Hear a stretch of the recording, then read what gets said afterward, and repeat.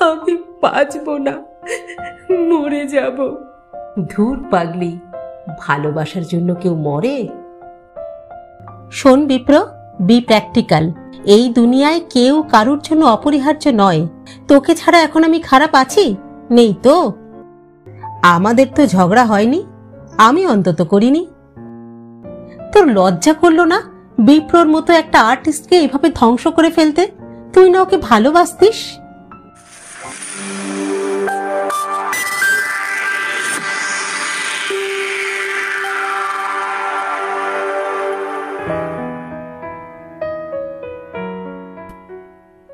নমস্কার বন্ধুরা, সকলকে স্বাগত জানাই।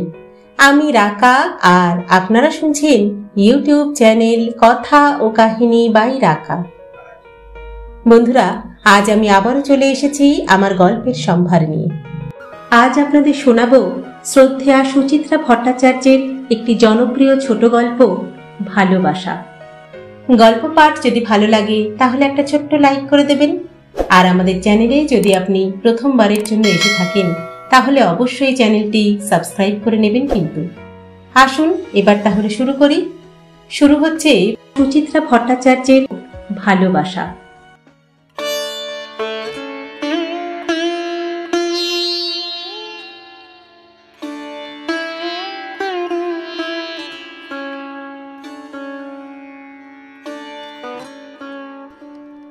এই জানিস তো, বিপ্রদাস আর মল্লিকার ছাড়াছাড়ি হয়ে গেছে। যা, কি বলছিস? হ্যাঁ রে, মল্লিকা এখন পাকাপাকি ভাবে বাপের বাড়িতে, দাদার কাছে। রীতিমতো চমকপ্রদ সংবাদ, অন্তত আমার কাছে তো বটেই। এবার কলকাতায় এসেছি প্রায় 2 বছর পরে, মাসখানেকের জন্য। দেশে এলে আর্ট কলেজের পুরনো বন্ধুদের মধ্যে একমাত্র এই দেবযানীর সঙ্গেই যা দেখা সাক্ষাৎ হয়। টুকটাক খবরাখবর পাই চেনা জানাদের। আমাদের সহপাঠীদের অনেকেই এখন মোটামুটি প্রতিষ্ঠিত শিল্পী। তাদের গল্প শুনে এক ধরনের নস্টালজিয়াও জাগে, মন্দ লাগে না। কিন্তু এই খবর যে তার চেয়েও অনেক অনেক বেশি। নড়ে চড়ে বসলাম। সে কি? কেন? কি হয়েছিল? বলতে পারবো না। দেবযানী ঠোঁট উল্টালো। আমার সঙ্গে তো কারোরই তেমন যোগাযোগ নেই। সেদিন একাডেমিতে নাটক দেখতে গেছি, হঠাৎ নজরে পড়ল তথাগতর এক্সিবিশন চলছে, সোলো। জানিস তো, ইদানিং তথাগতর বেশ ফেম হয়েছে। কি কপাল, শুধু হাতি এঁকে এঁকেই ব্যাটা জাতে উঠে গেল। তথাগতর কাহিনী এখন কে শুনতে চায়? অধৈর্যভাবে বললাম, আহ, বিপ্রদাস মল্লিকার কেসটা বল। আরে ওই তথাগতর মুখেই তো সমাচারটা পেলাম। মল্লিকা নাকি মাস 5-6 হলো বিপ্রদাসকে ছেড়ে ফুরুত। কিন্তু কেন? তথাগত ডিটেল কিছু বলতে পারল না। জানিসই তো, বিপ্রদাস মল্লিকা চিরকালই একটু আলাদা আলাদা, কোনো গ্রুপেও নেই, নিজেদের মতোই থাকে। থাকতো। আর তথাগত তো আর এক টাইপ, সে এখন আপন গন্ধে কস্তুরী মৃগ। সেদিনও শুধু নিজের ঢাক পেটাচ্ছিল। কি প্রসঙ্গে যেন বিপ্রদাসের কথা মনে পড়ল, ওই তখনই। গুলটুল মারেনি তো? তথাগতর একটু রং চড়ানোর স্বভাব ছিল। মনে হয় না, সিরিয়াসলিই তো বলল। আর্ট ক্রিটিক আছেন গোপাল সামন্ত, তার কাছ থেকেই নাকি শুনেছে। বিপ্রদাসের নাকি এখন পেন্টিং সব বন্ধ। মল্লিকা বিহনে তার একেবারে দেবদাস দশা, সারাক্ষণ ড্রিঙ্ক করছে। তাই? স্ট্রেঞ্জ। আশ্চর্য হবার কি আছে? আজকাল তো হরদম বিয়ে ভাঙছে। সমরের তো সেকেন্ড ম্যারেজও ক্রিটিক্যাল স্টেজে। জয়িতা অনন্যরও ডিভোর্স হয়ে গেল। আসল কথা কি জানিস? বেশি উদ্দাম প্রেম লং টার্ম টিকে থাকাটাই সমস্যা। বিপ্রদাস মল্লিকা তো তাও 14 বছর একসঙ্গে রইল। দেবযানীর স্বরে লঘু কৌতুক। বিয়ে থা হয়নি দেবযানীর। আর্টের জগতেও কলকে না পেয়ে এখন সে এক প্রাইভেট স্কুলের ড্রয়িং দিদিমণি। আর সেই কারণেই বুঝি একটু সফল সহপাঠীদের প্রতি তার একটা চাপা বিদ্বেষ আছে। রাখি না করেও তাদের প্রায় সব খবরই রাখে দেবযানী। এবং সেগুলো পরিবেশন করে এক ধরনের তৃপ্তি পায়, মজাও। কিন্তু আমারও একটা চোরা আনন্দ হচ্ছে কেন? বিপ্রদাস মল্লিকার সম্পর্ক ছিঁড়ে যাক এই বাসনাটা কি এখনো সূক্ষ্মভাবে রয়ে গেছে মনে, এত বছর পরেও? গলায় সামান্য ব্যঙ্গ এলো। তবে যে শুনতাম ওরা খুব সুখী, কপত কপতি যথা উচ্চ বৃক্ষ চূড়ে বাঁধি নীড় থাকে সুখে। সুখ নীড় ওসবের জন্য অনেক অনুষঙ্গ লাগে রে। মোস্ট ফান্ডামেন্টাল ফ্যাক্টর হলো একটা বাচ্চা কাচ্চা। একদিন বিয়ে হয়েছে অথচ কোনো ইস্যু নেই, এটাই তো ফাটল ধরানোর পক্ষে যথেষ্ট। শুধু এটাই কারণ? আর কি হবে? ইগো ক্ল্যাশের প্রশ্ন নেই, পাছে অহং নিয়ে লড়াই বাঁধে। তার জন্য তো মল্লিকা বিয়ের পরপরই আর্টের লাইন থেকে সরে গিয়েছিল, যদিও Mallika was not less talented than Bipradas. মল্লিকার সেই পেন্টিংটা তোর মনে আছে? সেই যেটার জন্য মল্লিকা আইফ্ল্যাক্স পেল, কুয়াশা ঢাকা নদী, নৌকো ডুবে যাচ্ছে, কি অসাধারণ অ্যাক্রিলিকের কাজ।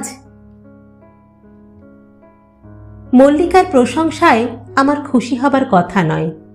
তাচ্ছিল্যের সুরে বললাম, বিপ্রর কথা ভেবে মল্লিকা তুলি ফেলে দিয়েছিল? আমি বিশ্বাস করি না। ওটা ছিল স্রেফ মল্লিকার আহ্লাদিপানা কিংবা লোক দেখানো সতীপানা, নিজেকে মহৎ প্রতিপন্ন করার চেষ্টা। হয়তো তাই, তবু ছেড়েছিল তো। ফ্রেঞ্চ গভর্নমেন্টের স্কলারশিপ পর্যন্ত ফর্গ করেছিল। তো তাতে কি প্রমাণ হয়?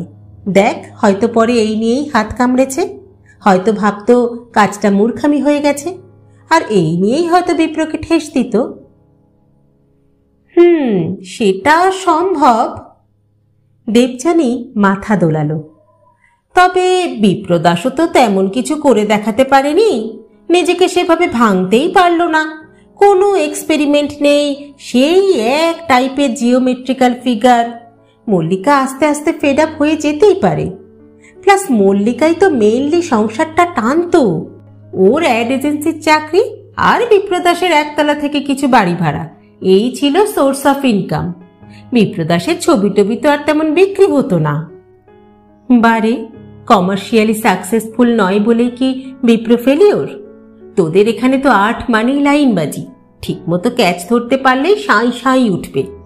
বিপ্রকে আমি যতটুকু চিনি, কাউকে তেলিয়ে চলা ওর ধাতে নেই। কতটুকু পাবলিসিটি পেয়েছে বিপ্র বল? তবু তো তার মধ্যে নিজের একটা জায়গা করে নিতে পেরেছিল। একঘেয়েই বলিস আর যাই বলিস, ওর ছবির কিন্তু একটা আলাদা ক্যারেক্টার আছে। হ্যাঁ, সেই হিসেবে নিজস্বতা আছে বটে। তাহলে তাছাড়া বিপ্রও তো উঠেছিল। এই তো গত বছরে আমাদের লন্ডনে একটা এক্সিবিশন হলো, ইন্ডিয়ান পেন্টার্স নিউ জেনারেশন। ওখানেও তো বিপ্রর কাজ ছিল, and he was appreciated by British press. আমি নিজে সেই রিভিউ পড়েছি। মেবি বিপ্রর রাইজারটা একটু slow, but it was steady. এই ঢিমে তালে তেতলায় ওঠাটাই হয়তো মল্লিকার আর বরদাস্ত হচ্ছিল না। বিপ্রদাসের কাছ থেকে হয়তো মল্লিকার আরো একটু বেশি এক্সপেকটেশন ছিল। হয়তো ভাবতো বিপ্রদাস একটা বেতো ঘোড়া, মিছিমিছি ওর পিছনে জীবনটা নষ্ট হয়ে গেল। বর না জোটাতে পারা দেবযানী বিজ্ঞ মতামত জানালো। কত কি হতে পারে বল? স্বামী স্ত্রীর সম্পর্ক কত অজস্র কারণেই তো চিড় খেয়ে যায়। হয়তো বিপ্রদাসের মধ্যেই কোনো কমপ্লেক্স গ্রো করেছিল। মনটা বেশ খারাপই হয়ে গেল, মল্লিকার জন্য নয়, বিপ্রর কথা ভেবে। আহারে, মল্লিকা না জানি কত কষ্ট দিয়েছে বেচারাকে। আরো খানিকক্ষণ এতাল বেতাল বকে সন্ধ্যের মুখে বিদায় নিল দেবযানী। যাওয়ার আগে পই পই করে বলে গেল, আমার বর আর মেয়ে কলকাতায় এলেই যেন অতি অবশ্যই ওদের বাড়িতে আমরা একবার পায়ের ধুলো দিই। হে হে করে ঘাড় নেড়ে দিলাম বটে, তবে জানি এবারেও যাওয়া হবে না। সোমনাথ আর রুঙ্কি কলকাতায় পা দিলে যা চরকি নাচন শুরু হয়ে যায়। অবিরাম আত্মীয় স্বজনের আনাগোনা, তার মাঝেই শাটেল ককের মতো শ্বশুর বাড়ি বাপের বাড়ি করো। একটু ফুরসত পেলেই রুঙ্কির বায়না, বড্ড স্টাফি লাগছে, চলো একটা মিনি আউটিং সেরে আসি। আর সোমনাথ তো এখানে এলে লন্ডনের চাইতেও ব্যস্ত, পুরনো বৃত্তে আড্ডা মেরে মেরে কুল পায় না, সে থোড়াই যাবে আমার বন্ধুর বাড়ি। তবে এখন কটা দিন আমি নিশ্চিন্ত, শ্বশুর বাড়িতে নিয়ম রক্ষার মতো মুখ দেখিয়ে এসেছি, দিব্যি গড়াচ্ছি বাপের বাড়িতে, উপভোগ করছি ভালোবাসার অত্যাচার। তার মধ্যেই আসছে এক আধজন, আমারটা নেই, দেওর, ননদ, জ্যাঠতুতো দাদা, মাস্তুতো দিদি। আজ দেবযানীর যাওয়ার পরেই বুলুদি এসে হাজির, সঙ্গে দীপকদা। নাইট শোয়ে কি একটা হিন্দি ফিল্মের টিকিট কেটে এনেছে, টেনে বার করলো আমাকে। চীনে রেস্তোরাঁয় নৈশভোজ সেরেই পড়ি মড়ি করে সিনেমা হল। 3 ঘন্টা হুড়ুদ্দুম নাচা গানা দেখার পর বুলুদিদের গাড়ি যখন আমাকে বাড়িতে নামিয়ে দিয়ে গেল, তখন ঘড়ির কাঁটা মধ্যরাত পার। এত সব হাহা হিহির মধ্যে বিপ্র আর মাথায় ছিল না। বিপ্রকে ফের মনে পড়ল বিছানায় শোয়ার পর। অন্ধকার ঘরে বিপ্রর মুখখানা দেখতে পাচ্ছিলাম, সেই প্রথম দিনের বিপ্র। মুখময় দাড়ি, উস্কো খুস্কো চুল, ঝকঝকে চোখ যুবক উন্নাসিক ভঙ্গিতে জরিপ করছে গোটা ক্লাসটাকে। ঠোঁটের কোণে এক টুকরো হাসিও ঝুলছিল যেন। কেন যে অরবে সরবে এখনো ওই মুখটাই মনে পড়ে। আর্ট কলেজে আমি ভর্তি হয়েছিলাম খানিকটা খেয়ালের বশে। আঁকা ঝোঁকায় অল্প স্বল্প হাত ছিল আমার। বড় বড় শিল্পীদের ছন্ন ছাড়া জীবন আমায় টানতো খুব। ছবি দেখতে ভালোবাসতাম, ছবি আঁকতে ভালোবাসতাম, সব মিলিয়েই তৈরি হয়েছিল ঝোঁকটা। তবে নিজে বড় পেন্টার হব এমন আকাঙ্ক্ষা আমার বড় একটা ছিল না। বাড়ির গাড়িতে কলেজে যেতাম, গাড়িতেই ফিরতাম। অঙ্কন শিক্ষা ছিল অনেকটাই আমার বিলাসিতা। ফার্স্ট ইয়ারে হাত মস্ক করার জন্য আমাদের ছোট ছোট দলে ভাগ করে পাঠানো হতো বিভিন্ন জায়গায়। কোনোদিন শিয়ালদা স্টেশন, তো কোনোদিন পার্ক স্ট্রিটের কবরখানা, কোনোদিন ভিক্টোরিয়া, কোনোদিন বোটানিক্স। আমায় কোথাও একা ছাড়তো না বাবা মা। বাড়ির গাড়ি সর্বত্রই হামে হাল হাজির। ওই গাড়ি নিয়েই একদিন আমায় খুব বিদ্রূপ করেছিল বিপ্রদাস। তোমার এত ঘুরে ঘুরে স্কেচ করবার দরকার কি? তোমার গাড়িটাকেই তো ভালো করে ড্র করতে পারো। কোনোদিন পেছনের চাকা, কোনোদিন সামনের চাকা, কিংবা স্টিয়ারিং, বনেট, গাড়িও তো একটা সাবজেক্ট, কি বলো? ঠাট্টাটা মনে লেগেছিল খুব, মানেও। ব্যাস, পরদিন থেকে গাড়ি নিয়ে যাওয়া বন্ধ। বাবা মার ঘোর আপত্তি সত্ত্বেও। না, বিপ্রদাসের উপর কে জানে কেন তেমন চটতে পারিনি। উল্টে কেমন একটা আকর্ষণ অনুভব করতে শুরু করেছিলাম। বিপ্রর বাচনভঙ্গি, হাঁটা চলা আমার চোখে সবই যেন তখন সম্মোহক। বিপ্র কি দারুণ রূপবান ছিল? সাধারণ হাইট, মাঝারি রং, না চোখা না ভোঁতা নাক, মুখে দাড়ি গোফের জঙ্গল। একটু বুঝি বেশি রুক্ষতা ছিল চেহারায়, বুনো বুনো। পোশাকে আশাকেও যথেষ্ট উদাসীন। অবলীলায় কলার ফাটা শার্ট পরে কলেজে আসছে, প্যান্টের সেলাই খুলে সুতো ঝুলছে পায়ে, ইস্ত্রি ফিস্ত্রির বালাই নেই। তবু বিপ্রর মধ্যে কি যেন একটা ছিল। কি ছিল? অহংকার? ঔদাসীন্য? অসম্ভব জলজল করত মনি দুটো। দেখে মনে হতো শিল্পীদের চেহারা ঠিক এমনটাই হওয়া উচিত। বিপ্রর প্রেমে আমি তখন পাগল হয়ে উঠেছিলাম ক্রমশ। বিপ্রর সঙ্গে কথা বলতে ভালো লাগে, ইচ্ছে করে সর্বক্ষণ ওর কাছে থাকতে। বিপ্র কোনোদিন কলেজে না এলে দিনটাই বিস্বাদ হয়ে যায়। তবে মনের এই অবস্থাটা আমি কারো কাছেই প্রকাশ করতে পারিনি। কোনো বন্ধুর কাছে তো নয়ই, বিপ্রর কাছেও না। কোথায় যেন বাধত। হয়তোবা আমার মনেও একটা দম্ভ ছিল, বিত্তের নয় রূপের। ডাক সাইটে সুন্দরী বলে খ্যাতি ছিল আমার। কিশোরী বয়স থেকেই আমি ছেলেদের স্তুতি পেয়ে অভ্যস্ত। যেচে প্রেম নিবেদন করে কেন ছোট করব নিজেকে? সেকেন্ড ইয়ারে একটা গোষ্ঠী তৈরি করে ফেলেছিলাম আমরা। আমি, বিপ্র, অংশুমান, রিয়া, সমর, দেবযানী। না, মল্লিকা আমাদের গ্রুপে ছিল না। সে সবসময়ই একটু স্বতন্ত্র থাকত। ক্লাসে সিরিয়াস, হাহাহিহিতে নেই, অফ পিরিয়ডে লাইব্রেরি ছুটছে, পায়ে পায়ে ঘুরছে স্যার ম্যাডামদের। দেখতেই বা কি এমন ছিল মল্লিকা? নিতান্তই সাদামাটা। ওই মেয়ে আমার প্রতিদ্বন্দ্বী হয়ে উঠবে এ আমার স্বপ্নেরও অগোচর ছিল। কিন্তু তাই ঘটল। হয়তোবা তলে তলে অনেকদিন ধরেই ঘটছিল ব্যাপারটা। আমি টের পেলাম থার্ড ইয়ারে। সেবার আমরা এক্সকারশনে গিয়েছিলাম সারান্ডা ফরেস্টে। বিকেলবেলা থলকোবাদের বনবাংলোর হাতায় বসে অন্তঃক্ষরী খেলছি। হঠাৎ দেখি পাশে বিপ্র নেই। গেল কোথায়? সকালে বলছিল মাথা টিপটিপ করছে। জ্বর টর এলো না তো? চুপি সারে উঠে পড়লাম আসর ছেড়ে। ঘরে গিয়ে খুঁজলাম বিপ্রকে, নেই। বেরিয়ে আসছে চিন্তিত মুখে, হঠাৎই কানে এলো ঘরের পিছন দিকটা থেকে নারী পুরুষের চাপা কণ্ঠস্বর। থমকে গেলাম।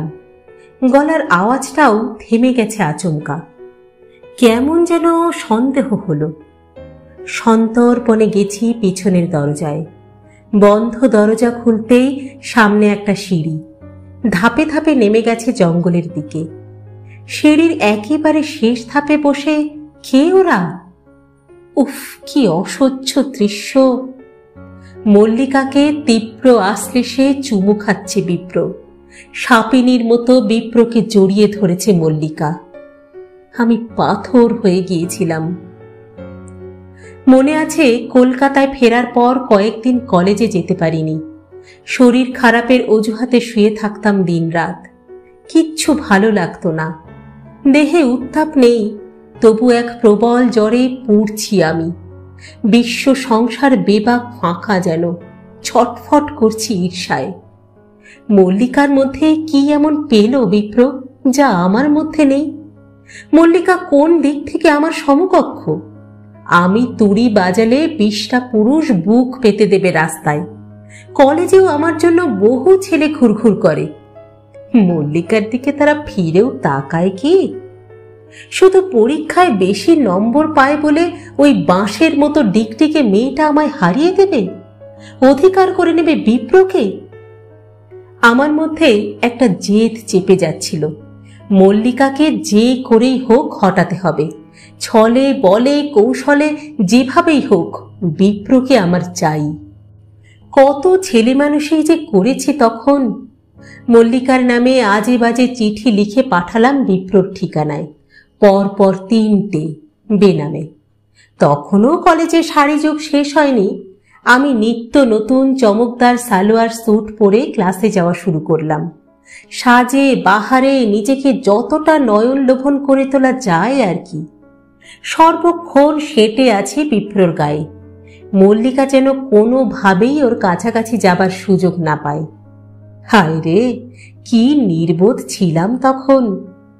বিপ্রর দিক থেকে সাড়া তো পাইনি, বরং বিপ্র যেন কুঁকড়ে যাচ্ছিল। আমাকে এড়াতে চাইতো প্রাণপণ। বেশ টের পেতাম বিপ্র আর মল্লিকা আরো নিবিড় হচ্ছিল দিনে দিনে। আমার অলক্ষ্মী, গোটা কলেজে চাউর হয়ে গিয়েছিল বিপ্র আর মল্লিকার প্রেম কথা। শেষ পর্যন্ত আমার স্নায়ু আর আমার বশ মানল না। এক ছুটির দুপুরে মরিয়া হয়ে হানা দিলাম বিপ্রর বাড়িতে।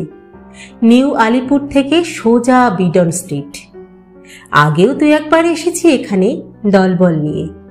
জরা জীর্ণ দোতলা বাড়ি, চতুর্দিক এত চাপা যে ওপরের ঘরেও ভালো করে আলো বাতাস ঢোকে না। মলিন দেওয়ালওয়ালা বড় বড় 4খানা ঘরে শুধু মা ছেলের বাস। বাবা নেই, তিনি বহুকাল আগেই গত হয়েছেন। আমায় দেখে বিপ্র মোটেই অবাক হয়নি। বুঝি জানতো একদিন না একদিন আমি এভাবে আসবই। একটুক্ষণ কথাবার্তা বলার পর বিপ্র বলেছিল, চল ছাদে যাই। ছাদ নয়, চিলেকোঠার ঘরে নিয়ে গিয়েছিল আমায়। ছোট জায়গাটুকুতে বাতেল জিনিসের ডাঁই, প্রাচীন একটা গন্ধ ছড়িয়ে আছে চারিদিকে। সেখানেই ধুলো বালি সরিয়ে একখানা হাতল ভাঙা চেয়ারে আমায় বসিয়েছিল বিপ্র। নিজে দাঁড়িয়েছিল সামনে, এক দৃষ্টে দেখছিল আমায়। আমি তখন ঘামতে শুরু করেছি, কাঁপছি ভেতরে ভেতরে। ভাঙা ভাঙা গলায় বলেছিলাম, কি দেখছিস? তোকে, তুই একটা পাগলি। কেন? তোর হাতের লেখা যে আমি চিনি তাও জানিস না? চিঠিগুলো টাইপ করে পাঠানো উচিত ছিল তোর। ভেতরের কাঁপন, পলকে ভূমিকম্প। ঝাঁপিয়ে পড়েছিলাম বিপ্রর ওপরে, আঁচড়াচ্ছি, কামড়াচ্ছি, কেঁদে যাচ্ছি অঝরে। বিপ্র বাধা দেয়নি, আমাকে সমস্ত ভার লাঘব করার সুযোগ দিচ্ছিল। আমি শান্ত হলাম এক সময়, মুখ ঢেকে বসে পড়েছি চেয়ারে, হাঁপাচ্ছি। বিপ্র কাঁধে হাত রাখল। এবার ঠান্ডা মাথায় আমার কথা শুনবি? আমি নিরুত্তর। যা হয় না তা নিয়ে কেন কষ্ট পাচ্ছিস? আমি নাক টানলাম। কেন হয় না? কারণ আমি মল্লিকাকে ভালোবাসি। কেন মল্লিকাকে ভালোবাসবি? হ্যাঁ, কেন আমাকে নয়? মল্লিকার কি এমন আছে যা আমার নেই? অত সব ভেবে কি ভালোবাসা হয়? ভালোবাসার কোনো কেমিস্ট্রি নেই। তোকে আমি কোনো দিন অন্য চোখে দেখিনি। তুই আমার বন্ধু, খুব ভালো বন্ধু। কান্নাটা আবার ঠেলে এলো, ফুঁপিয়ে উঠলাম। আমি বাঁচব না, মরে যাব। তোকে ছাড়া আমি মরে যাব।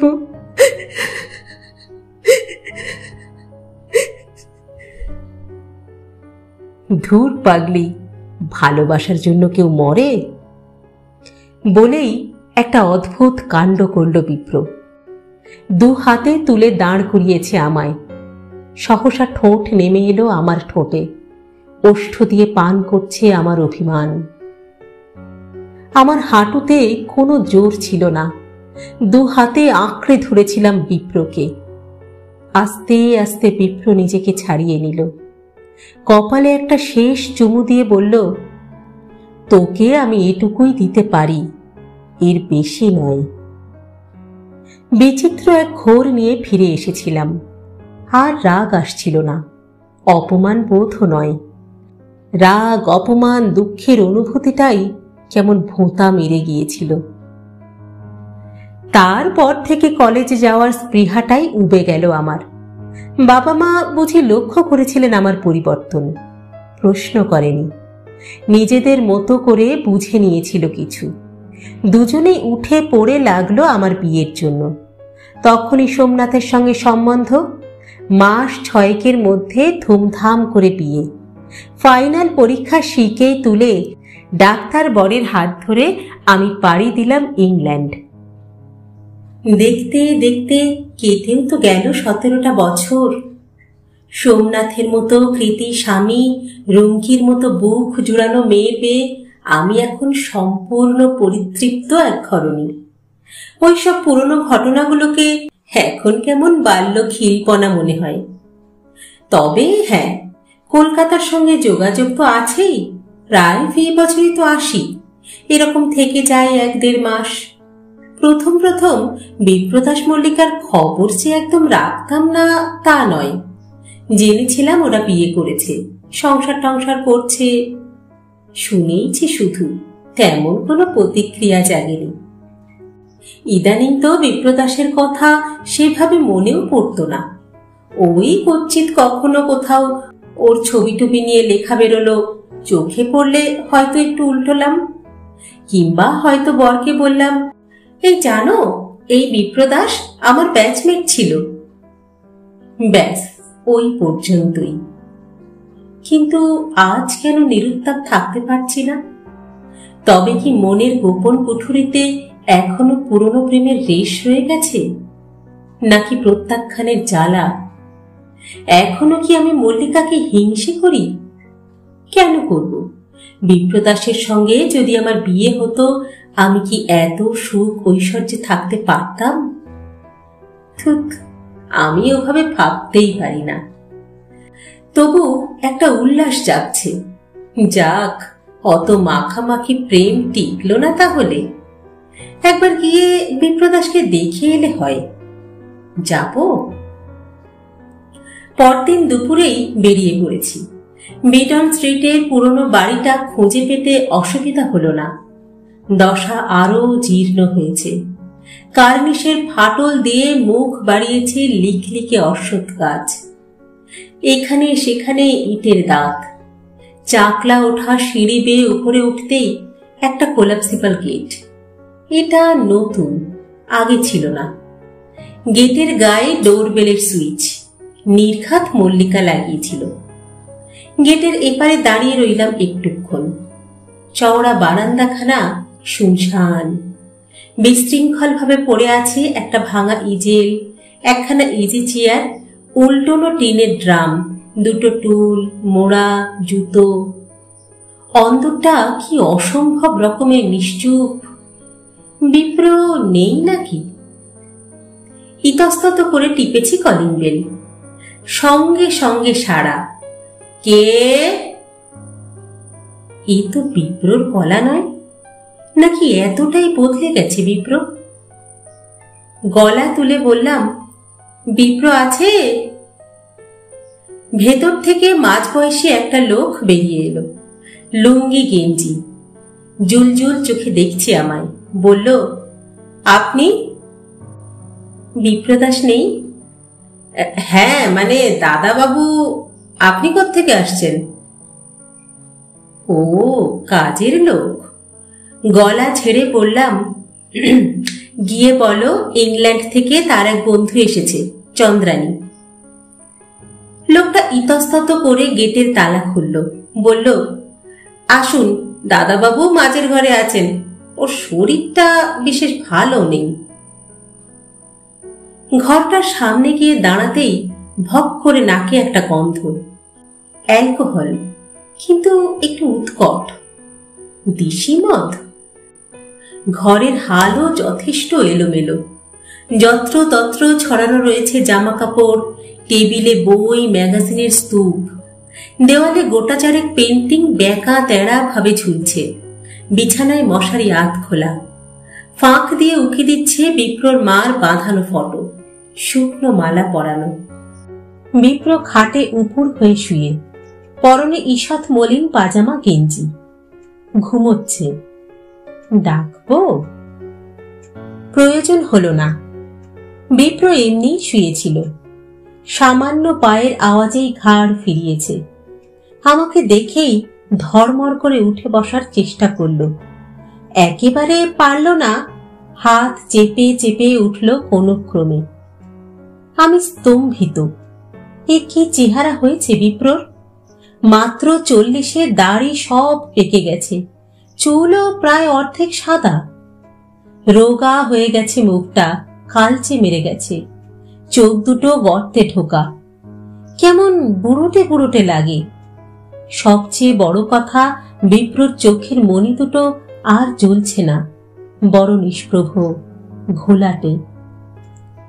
চোখ টান টান করার চেষ্টা করছে বিপ্র। পাতা দুটো পিটপিট করল বার কয়েক। হঠাৎ মনি স্থির। ঠোঁটে যেন কি একটা ফুটে উঠল, অনেকটা হাসির মতো। ফ্যাসফেসে গলায় বলল, তুই? তুই কোত্থেকে? ধাতস্থ করে নিয়েছি নিজেকে। গার্জেনের সুরে ধমক দিলাম, এ কি হাল করেছিস? তোকে তো আর চেনাই যায় না। কি করে চিনবি? বিপ্রদাস তো মরে গেছে। বিপ্রদাসের স্বরে বিষণ্ণতা। তবু লঘুভাবে বললাম, এটা তাহলে কে? Ghost of Bipradas, who once lived here. বলেই কেমন ঝিম মেরে গেল। এগিয়ে গিয়ে খাটে বসবো কিনা ভাবছি, অমনি বিপ্র নড়ে চড়ে বসল। নামলো বিছানা থেকে। আড়মোড়া ভাঙতে ভাঙতে এদিক ওদিক তাকাচ্ছে। তোকে যে কোথায় বসাই এখানে? ব্যস্ত হোস না, আমি বসতে আসিনি, জাস্ট তোকে দেখতে এসেছিলাম। আমায় সবাই দেখতেই আসে, কেউ বসে না। বিপ্র শিথিল ভাবে কাঁধ ছাকালো। কারোরই সময় নেই, অথচ আমার হাতে এখন অঢেল সময়। সারা দিন লোকের সঙ্গে কথা বলতে পারি। কেমন যেন অসংলগ্ন লাগছে কথাগুলো। মাথা খারাপ হয়ে গেছে কি, নাকি সকালেই চড়িয়েছে? মুখ থেকে তো গন্ধ নেই, খোয়ারিতে আছে, তাই হবে। সামনে একটা মণিপুরি মোড়া, টেনে নিয়ে বসলাম। ঠিক আছে, খুশি? বিপ্র ফের বসেছে খাটে, হাসি হাসি মুখ আমাতে স্থির। চোখ ঘুরিয়ে বললাম, কি দেখছিস? তোর একদম বয়স বাড়েনি, সেই আগের মতোই সুন্দর আছিস, একটু যা স্লাইট ভারীর দিকে। মনের সুখে ওজন বাড়বার উপায় আছে? মেয়ের যা করা পাহারা, মেপে কার্বোহাইড্রেট খেতে হবে, নো ফ্যাট। মেয়ে? তোর মেয়ে আছে না? হ্যাঁ হ্যাঁ, তাই তো, সেরকমই যেন শুনেছিলাম। সে কত বড়? 15+। মানে সুইট টিনেজার। তাকে আনলি না কেন? মনে মনে বললাম, আমার আর খেয়ে দেয়ে কাজ নেই, এমন একটা শিল্পী বন্ধুকে দেখিয়ে নিজের প্রেস্টিজ পাংচার করি আর কি। মুখে অবশ্য সত্যিটাই বললাম। ও এখনো আসেনি রে, সামনের রোববার পৌঁছবে ওর বাবার সঙ্গে। তা তোরা তো বাকিংহামে থাকিস। সে তো অনেকদিন আগে ছিলাম, এখন লন্ডনে চলে এসেছি। তোর বর কিসের যেন doctor? Heart. Heart? Suspicious organ, not at all reliable.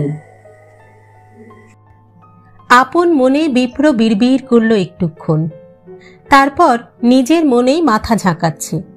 ঝামুর হয়ে থাকা চুলে আঙুল চালাতে চালাতে বলল, হৃদয় বলে অবন ঠাকুরের একটা ক্যারেক্টার ছিল, তোর মনে আছে?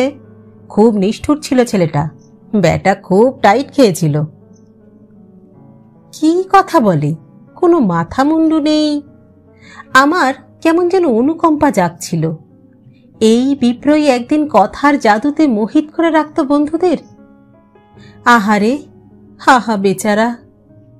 নরম গলায় ডাকলাম, বিপ্র। বিপ্র যেন নিজের কথাতেই বোঁদ হয়েছিল, সামান্য চমকে উঠল। এমন কেন হলো রে তোদের? কি হয়েছিল? কোনো ঝগড়া করেছিস তোরা? ঝগড়া? কার সঙ্গে? মল্লিকা। বিপ্রকে যেন একটু নাড়া দেওয়ার জন্য বললাম, তোর বউ। বিপ্র ফ্যাল ফ্যাল চোখে তাকালো। আমাদের তো ঝগড়া হয়নি, আমি অন্তত করিনি। ও বুঝি একাই মুখ করত? বিপ্র চুপ। বেশ খানিকক্ষণ পর কথা বলেছে। মল্লিকা কেমন দুম করে বদলে গেল, এমনটা কিন্তু ও ছিল না। কেমন হয়ে গিয়েছিল মল্লিকা? বিপ্র আবার নীরব, যেন মল্লিকার নামে কিছু বলতে ওর বাধছে। বুঝলাম আমার অনুমানই ঠিক, বিপ্রকে আর সহ্য করতে পারছিল না মল্লিকা। ফের খোঁচালাম, কবে থেকে হলো এমন? বিপ্রর চোখের মনি চঞ্চল হয়েছে।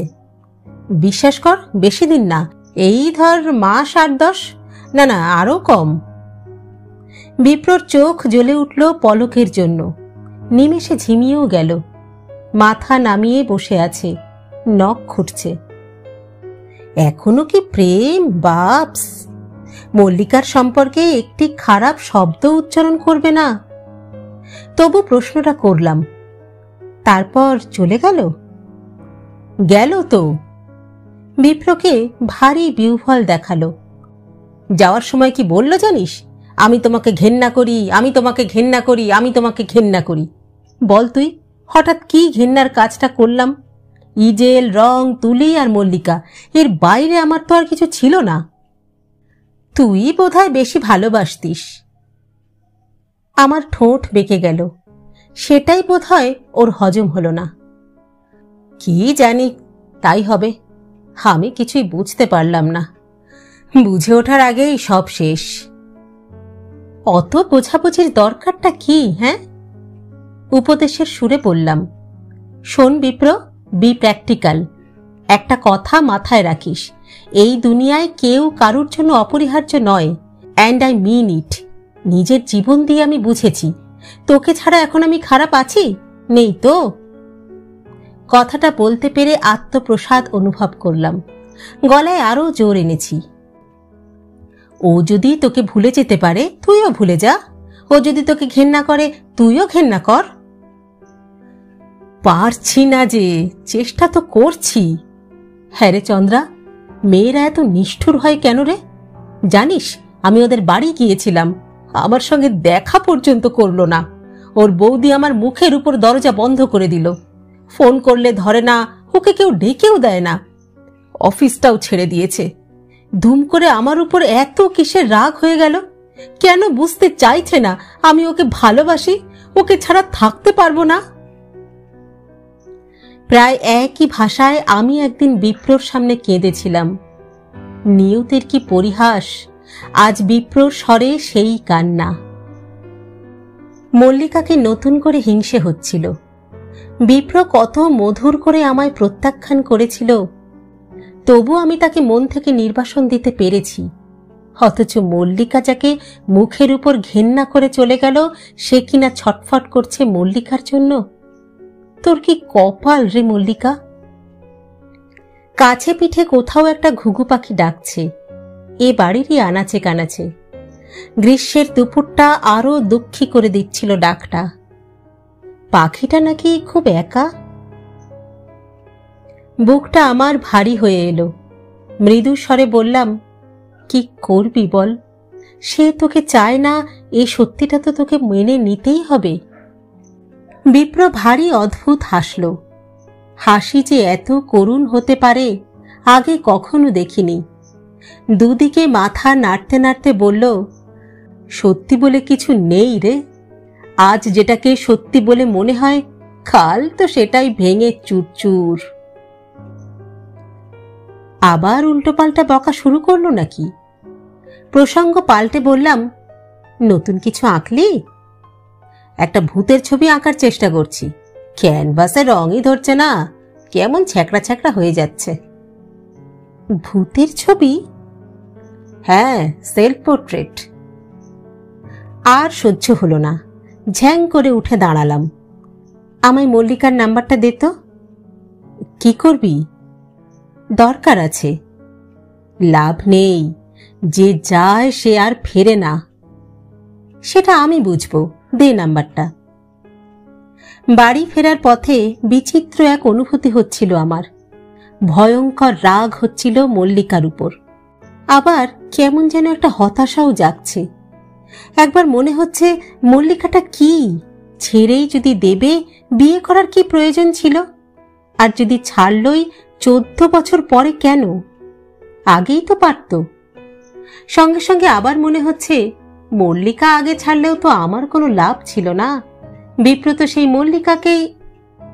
নইলে একবার কি বিপ্র বলতে পারত না, তোকে তাড়িয়ে মল্লিকাকে ভালোবাসাটা আমার ভুল হয়ে গেছে রে চন্দ্রানী? মল্লিকার উপর রাগ করেও তো একবার বলতে পারত। থুত, এসব কি ভাবছিলাম? আমার সোমনাথ আছে, রুমকি আছে, ওদের নিয়ে কদিন পরেই তো আমি ফিরে যাব আমার নিশ্চিন্ত নীড়ে। বিপ্র যদি ডাকেও, বিপ্রর ডাকে সাড়া দেওয়ার আর আমার কি সময় আছে, না সেই মনটা আছে? মাথা থেকে আজে বাজে চিন্তা ঝেড়ে ফেলে মল্লিকাকে শেষ পর্যন্ত ফোনটা করেই ফেললাম।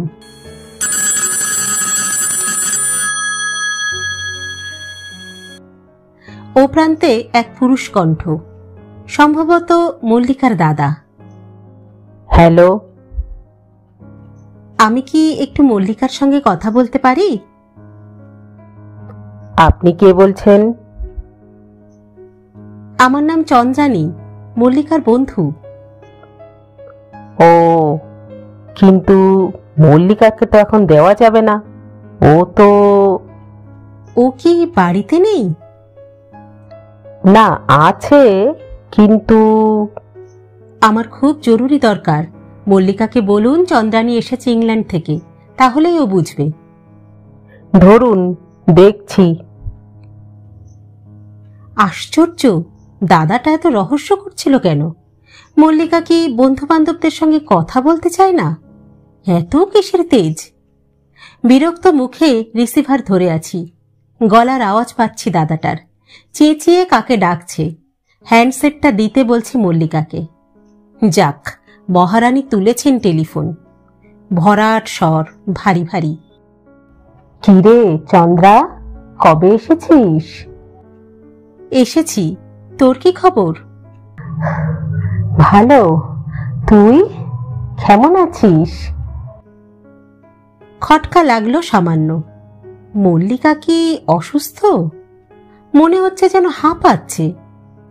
কষ্ট হচ্ছে কথা বলতে। কে জানে, এও হয়তো এক ধরনের ন্যাকামি।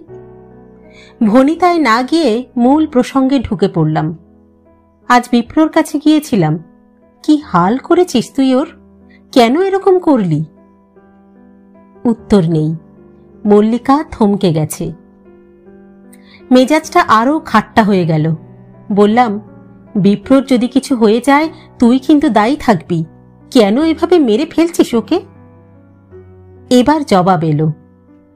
কেন, কানাইদা নেই? কে কানাইদা? কানাইদা তো বিপ্রর দেখাশুনো করে। আমি তো কানাইদাকে। বাহ বাহ, কাজের লোকের উপর ছেড়ে দিয়ে তুই।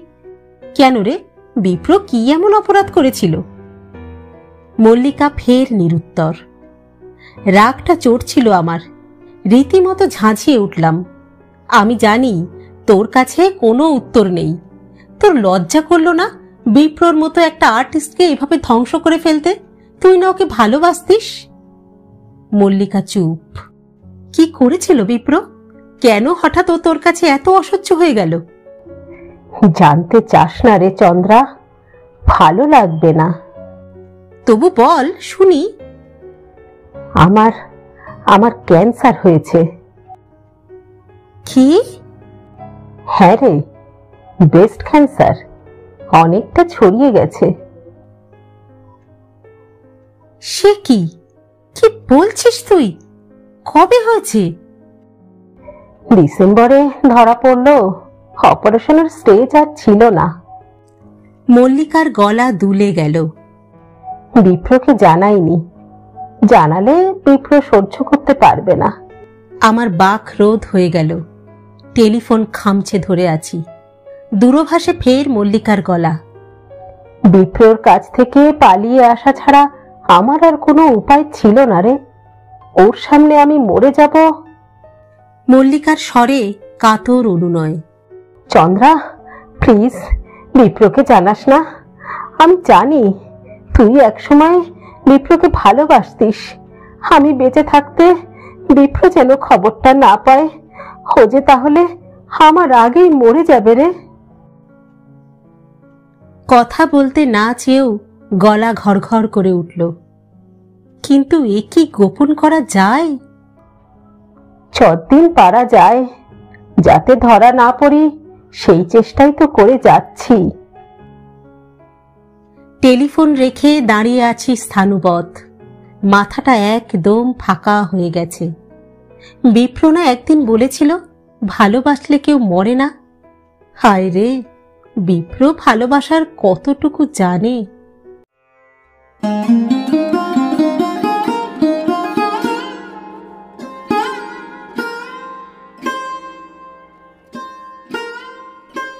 শেষ হলো আজকের ছোট গল্প ভালোবাসা। লিখেছেন শ্রদ্ধেয় সাহিত্যিক সুচিত্রা ভট্টাচার্য। গল্প পাঠ করলাম আমি রাকা। আপনারা শুনছেন ইউটিউব চ্যানেল কথা ও কাহিনী বাই রাকা। আজকের গল্পটি কেমন লাগলো আপনাদের কমেন্ট বক্সে অবশ্যই জানাবেন। কিন্তু গল্প পাঠ যদি ভালো লাগে তাহলে আমাদের চ্যানেলটি লাইক, শেয়ার ও সাবস্ক্রাইব করতেও ভুলবেন না। কিন্তু নিজে তো গল্প শুনছেনই, বন্ধুদেরকেও শোনান। গল্প পাঠ যদি ভালো লাগে তাহলে আমাদের চ্যানেলের লিংক আপনি শেয়ার করুন বন্ধুদের সাথে, কাছের মানুষদের সাথে। আজ তাহলে এই পর্যন্তই। পরবর্তী গল্প নিয়ে ফিরে আসবো খুব শীঘ্র। ততদিন সকলে সুস্থ থাকবেন, ভালো থাকবেন এবং অবশ্যই আমাদের সঙ্গে থাকবেন। নমস্কার।